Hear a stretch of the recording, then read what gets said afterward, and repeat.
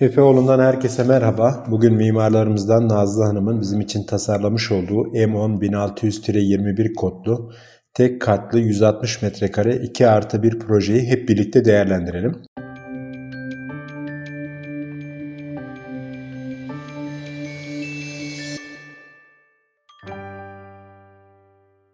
Projemiz ilk bakışta gerçekten şık, güzel, beyaz ve antrasitin sürekli farklı alanlarda, değişen alanlarda kullanılmasıyla güzel, estetik bir görünüm verdiğini düşünüyorum. Tabii bununla ilgili şömine, ondan sonra gabiyon duvar tarzı yapılan şu bölüm ve burada parlak olarak kullanılmış olan alım ve saçak altı detaylarıyla giriş detaylarını hep birlikte değerlendireceğiz. Şimdi şömine kısmında bu dışarıdan görünüşü, bir de içeriden görünüşüne gidelim.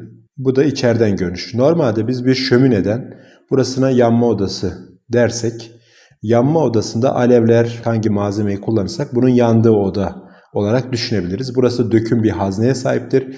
Ancak bu döküm hazne şu iç tarafta gördüğümüz çevresindeki duvarla çepeçevre yalıtılmıştır. Yüksek yalıtımı olan ithal taş yünü malzemelerle yalıtılmış vaziyettedir. Biz şöminenin bu ön tarafta temperli cam olan bölgesinden çok yüksek miktarda ısı beklentimiz yoktur. Asıl beklentimiz şuradaki çift cidarlı borular.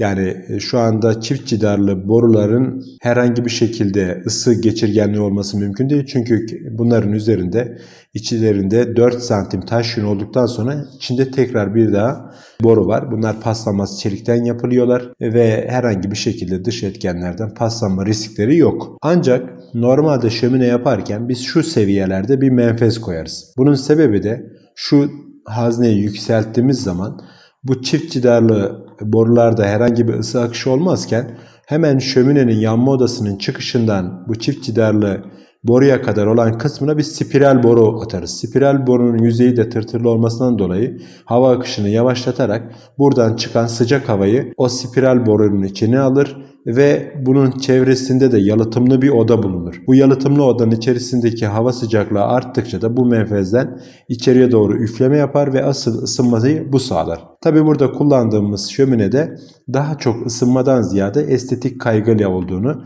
ısınmanın çok küçük bir miktar olan şu ön panelinden geleceğini düşünüyoruz. Sizin tabi bu yöntemlerle ilgili, bu şöminelerle ilgili farklı bir fikirleriniz varsa bizimle paylaşmanız, farklı teknolojiler varsa da bundan bizi haberdar etmenizi bekliyoruz. Bu konuda size minnettarız. Yorumlarınızla bizi sürekli ileriye taşıyorsunuz. Yorum yapmaktan çekinmemenizi rica ediyoruz. Gelişimimize ciddi manada katkısı var. Ayrıca burada salon kısmında üçgen bir tavan ve yüksek duvarlar görüyoruz.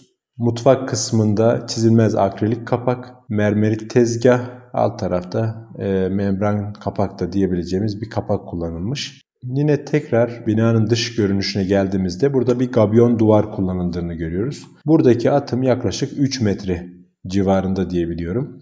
Gabiyon duvar aşağı yukarı 1 metre, 1,5 metre civarında bir genişliği, yüksekliği de 3 metre olduğunu düşünürsek, burada alt kısımda 1 metre, şuralarda 70-80 santim, üst kısmında da yine 1 metre 30, 1 metre 40 santim civarında bir atım kalıyor.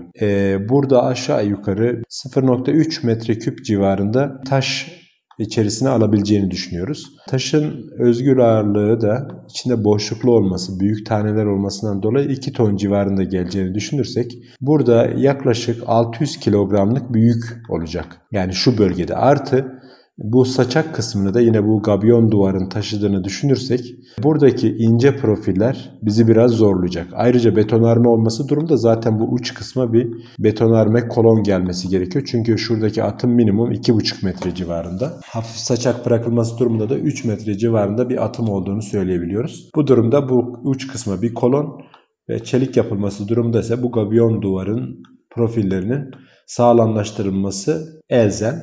Tabii ben gabiyon duvarı çok seven bir mühendisim. Gabiyon duvar görünce heyecanlanıyorum. Çok da seviyorum. Ancak gabiyon duvarın bir dezavantajı var. Burada taşların arasına haşere tutabiliyor. Bu bahçe duvarındayken insanı çok rahatsız etmese de şurada sırtınızı dayadığınızda buranın içerisine arıların yuva yapması, böceklerin yuva yapması çok muhtemel. Sürekli yıkansa, bakımı yapılsa da yine de sanki zorlanacak gibi düşünüyorum. Bununla ilgili de farklı fikirleri olan böcekler veyahut da buna benzer haşereleri uzak tutacak yöntem varsa da yine bilirsem ben de evimin hemen yakınına gabiyon duvara yakın olmak isterim. Ama çok yakın olmak da yine böyle sırtını dönüp bu duvarda rahat rahat oturmak da biraz zor gibi geliyor benim açımdan. Salon mutfak arasında bir ayrım yapılmak istemiş. Aslında tasarımda yapısal olarak salon mutfak birleşik ancak bölümlendirilmiş. Yine salondan verandaya ve mutfaktan verandaya ve salondan verandaya geçişlerimiz var. Şimdi yine dış cephe görselinde şurada alüminyum kompozit malzeme kullanılmış. Yani alüminyum yazmış mimarımız ancak kullanılacak olan malzeme muhtemelen alüminyum kompozit olacak. Tabii burada alüminyum kompozit levha kullandığımız zaman atımların yetmediği yerde veyahut da boğum yapma ya da esneme yapmaması için muhtemelen 1,5 metre, 2 metrede bir şurada bir ayrılıklar göreceksiniz. Yani bir diş görülecek. Bununla ilgili de şimdiden sizi uyarmamızda fayda var. Tasarımda bu dişler gözükmemiş. Tabii bu dişleri göstermeden de bir yapısal çözüm yapılabilir. O da ekonomik olmaktan çıkma ihtimali var. Onu da şimdiden belirtmekte fayda var. Yine malzeme listesine bir gidelim. Yapımızla ilgili mimarımız neler düşünmüş. Antrasit PVC doğrama kullanılmış. Bazen bu tür PVC doğramalarda, burası için söylemiyorum, biraz yükseklik artınca alüminyum doğrama kullanılması yapısal olarak biraz daha mantıklı hale geliyor ama burada PVC doğrama kullanılabilir. Herhangi bir sakınca yok. Rüzgar yüküne dayanacağını düşünüyoruz. Metal kenet çatı, alüminyum giydirme alınlar ve yine diğer taraftaki girişte kullanacak olan alüminyum giydirme var. Bordeks üzeri beyaz sıva ve boya uygulaması var denilmiş. Burası betonarme olması durumunda da mantolama üzeri bu uygulama yapılacak. Yine burada da fugalı bir yaklaşım tercih edilmiş. Bu bordeks eğer bir çelik yapılırsa bordeks üzeri mantolama üstü fugalı sıva yapacağız. Projemiz gayet şık. İç görselleriyle, dış görselleriyle herkesin içinde yaşamak isteyeceği bir yapı olduğunu düşünüyorum. Eğer mühendislik değerlendirme ile ilgili merak ettikleriniz, bizim gözümüzden kaçan ayrıntılar varsa da bunları yorumlar kısmında belirtmeniz durumunda size dönüş sağlanacaktır. Herkese iyi günler. Kanalımıza abone olup bildirimlerinizi açarak yeni videolarımızdan haberdar olabilirsiniz. Sağdaki ve soldaki bağlantılardan da diğer videolarımıza göz atmayı unutmayın.